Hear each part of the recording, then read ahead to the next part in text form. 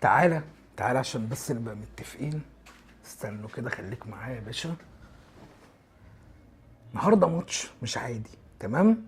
بطولة قارية يا باشا، يعني ان شاء الله باذن الله الزمالك اهو هيكسب، عشان نخلص بقى من حوار القضية وقفشه ويوم الجمعة، والنهارده يوم الجمعة.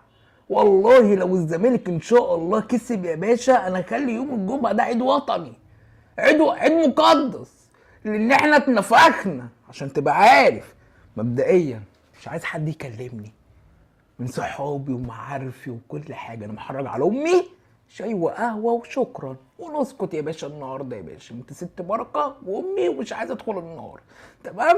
لان هي اهلاويه وبتحفل عليا. صحابي برضو بيكلموني انت فين، قلت لهم يا باشا محدش يكلمني، انا قاعد في اوضتي، انا قاعد في اوضتي مش هظهر غير لما نكسب السوبر الافريقي ان شاء الله. خسرنا لا قدر الله محدش هيعرفني طريق